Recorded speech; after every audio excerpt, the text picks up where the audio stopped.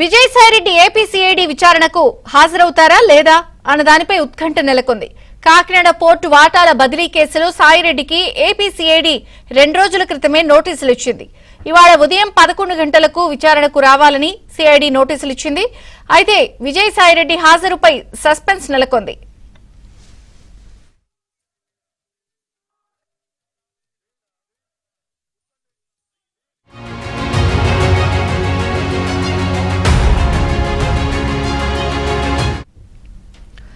అక్రమంగా పోర్టు వాటాలను బదిలీ చేయించుకున్నారు అని విజయసాయిరెడ్డిపై ఆరోపణలు రావడంతో చర్యలకు దిగింది.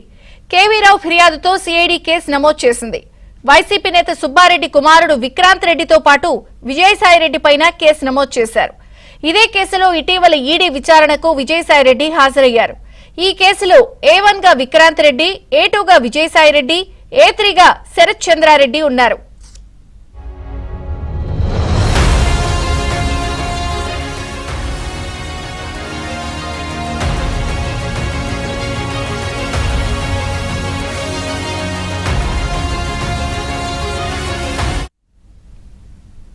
కాకినాడ పోర్ట్ వాటాల బదిలీ విషయంలో సిఐడి ఇప్పటికే విజయసాయిరెడ్డికి నోటీసులు ఇచ్చిన నేపథ్యంలో ఈ రోజు సిఐడి ఆఫీస్ కి విజయవాడకి మరి విజయసాయిరెడ్డి హాజరు అవుతారా లేదా అన్నది సస్పెన్స్ నెలకొంది. ఇప్పటికే ఈ కేసులో A1, A2, 3 గా విజయసాయిరెడ్డి, విక్రాంత్ రెడ్డి అలాగే శరత్ చంద్రారెడ్డి పేర్లు నమోదయ్యాయి.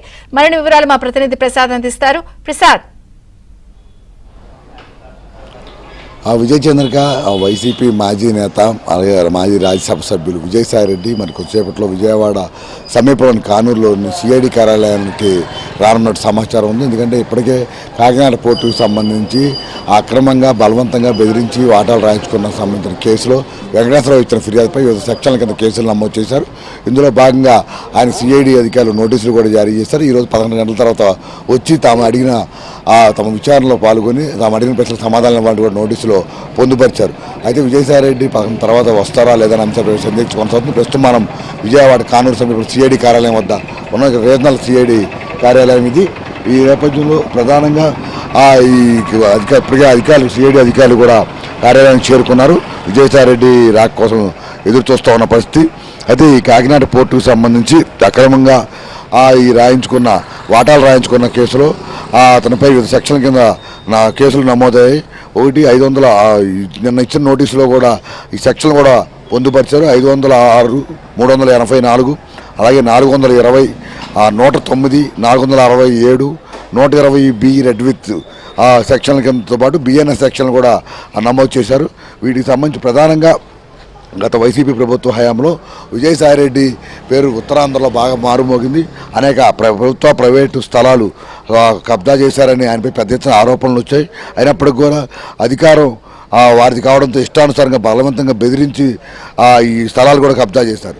అదేవిధంగా కాకినాడ పోర్టు వ్యవహారంలో కూడా ఆ సమయంలో ఎవరైతే యజమాని ఉన్నారో వెంకటేశ్వరరావును బెదిరించి భయపెట్టి చంపేస్తామంటూ హెచ్చరించి మరియు బలవంతంగా రూపాయి పెట్టుబడి లేకుండా వాటాలు రాయించుకున్నారు. అయితే ఇదంతా కూడా ఆనాటి ముఖ్యమంత్రి కనుసన్నలో నడిచిందంటూ పెద్ద ఎత్తున ఆరోపణలు కూడా వచ్చాయి. అయినప్పటికీ కూడా వెంకటేశ్వరరావు ఇచ్చిన ఫిర్యాదును కూడా ఆ రోజు అధికారులు పక్కన పెట్టేశారు. కూటమి ప్రభుత్వం అధికారంలోకి వచ్చిన తర్వాత మళ్ళీ వీటికి సంబంధించి మొత్తం కేసు పురోగతి వెలుగులోకి వచ్చింది. వీటిపై వివిధ సెక్షన్ల కింద కేసులు కూడా నమోదు చేసిన నేపథ్యంలో ఈరోజు విజయసాయిరెడ్డి హాజరైతే ఇటువంటి సమాధానాలు ఇస్తారని అంశంపై మాత్రం అందరూ ఎదురు చూస్తున్న పరిస్థితి ఇక్కడ కనిపిస్తుంది. Vijayachandrika, thank you Prasad.